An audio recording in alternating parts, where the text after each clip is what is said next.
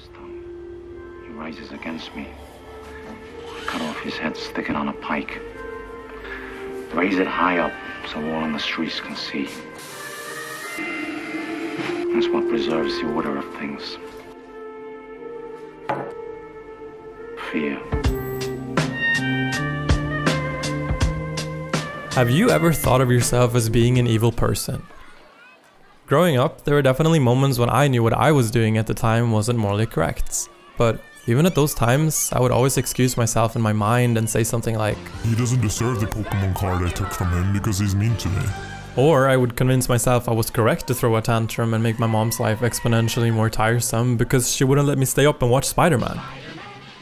And now you're probably thinking, well, that's not even evil, that's just being a kid. And sure, I would agree with you, but watch what happens when we take this protective mechanism into adulthood. Haven't we all so many times committed a bad action that we knew was a bad action? But even then we know it's a bad action, then we would kind of justify it as I hit my sibling because he's annoying, right? Maybe hitting people isn't a good thing. Maybe he wasn't that annoying. Maybe you were just annoyed by other stuff. So, as adults, we still excuse our actions and behaviors in the same way. The problem is, everyone does this, even the people we think of as evil. Historically, I think we humans have always functioned this way. Our brain, being essentially the winner of evolution on this planet, has learned certain strategies to protect us and our ego. Unfortunately, this evolutionary trait of choosing not to see bad within yourself exists in everyone. Even people like these.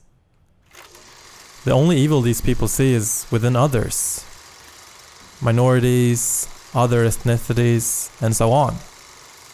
If you want to, you could even make the statement that, well, this neighboring country has evil people in it, so they are a threat, so we must invade them. Of course, I'm not trying to defend these people by saying they are just human evolution done right.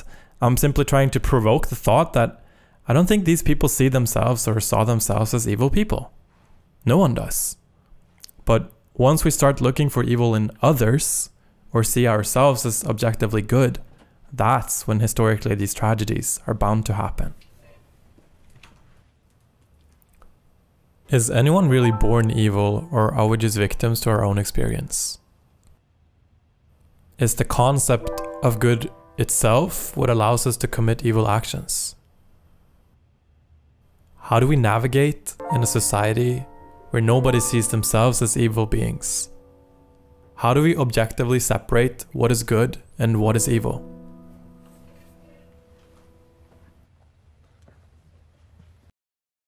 Enter the philosophy of Hayao Miyazaki. If you're not up to date on Japanese animated movies and its directors, Miyazaki is often compared to the Western Walt Disney. The reason behind this comparison is that in 1985 he founded the film studio company Studio Ghibli. Today, 5 of the studio's films are among Japan's 10 highest grossing animated films of all time. Personally, compared to a traditional Disney movie, I think there's so much more that you can derive from a Ghibli movie. A lot of his movies has themes in common, such as the love for nature, the brutality of mankind, or growing as a human through our different experiences. But I think there's one theme that sticks out the most, and I have rarely ever experienced it in cinema. There's almost never a villain in his movies. And this gives the movie a very specific feel, because through most entertaining media we pick a side and we play or watch the hero, or the good side, and then we get a kick of serotonin when the villain is beaten in the end.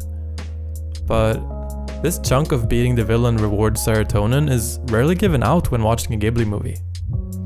One of his more serotonin-inducing movies, however, is called Princess Mononoke, and it's one of my favorite movies of all time. Sit with me here because this plot will answer all the questions asked in this video. The movie starts off with a wild demon boar invading a small tribe. The tribe prince, protecting his village, kills the boar, but gets cursed in the process, and the village elder tells him that the curse will ultimately grow and kill him. However, she has discovered that the reason the boar turned into a demon to begin with was because of an iron bullet stuck in his chest.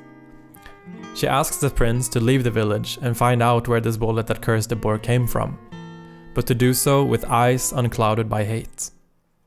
It's your fate to go there and see what you can see with eyes unclouded by hate. You may find a way to lift the curse, you understand? Yes. After a journey through fights with feudal lords attacking villagers and meeting a human-despising girl raised by a god wolf, the prince eventually discovers the Iron Town. The town itself is built as a fortress to protect the townspeople from the feudal lords and their armies, but they built the village and their weapons by capitalizing on the surrounding nature and its resources. The prince realizes this is where the bullet came from that cursed the demon boar, and he gets furious. He confronts the leader of the town, Lady Eboshi, by explaining that his village almost died and that he's cursed thanks to her exploiting nature like this. Naturally, she asks him, "What do you plan to do? What exactly are you here for?"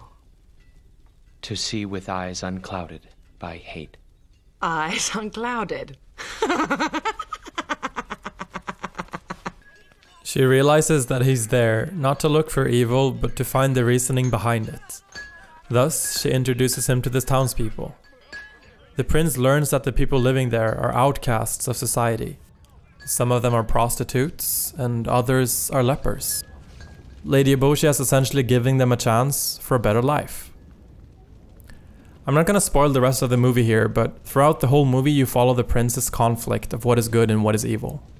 With both gods and demons, is nature the good side? Destroying nature and creating demons, but simultaneously helping humans. Is Eboshi a bad person? Young man, like you, I know what rage feels like, and grief and helplessness, but you must not take your revenge on Lady Eboshi. She's the only one who saw us as human beings. We are lepers the world hates and fears us, but she took us in and washed our rotting flesh and bandaged us. Osa. Life is suffering. It is hard. The world is cursed, but still, you find reasons to keep living. I'm sorry, I'm making no sense.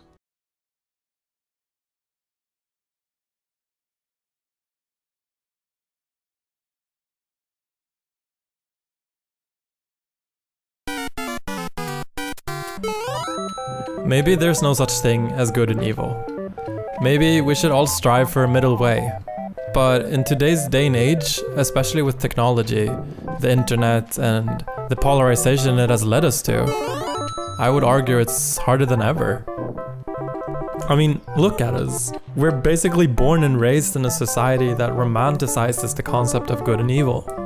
Just take a look at all of our superheroes and fantasy books. I mean, half the time the villain doesn't even have a purpose of being evil.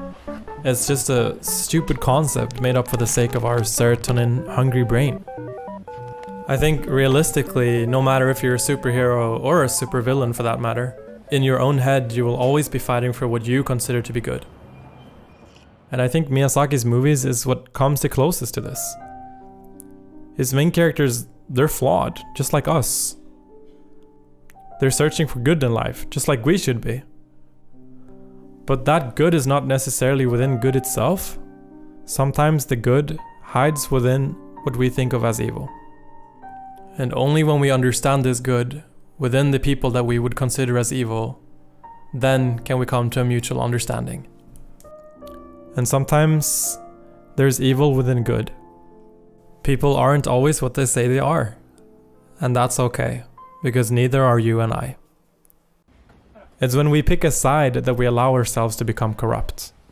I'll finish this video with a quote from Miyazaki himself. You must see with eyes unclouded by hate. See the good in that which is evil, and the evil in that which is good. Pledge yourself to neither side, but vow instead to preserve the balance that exists between the two.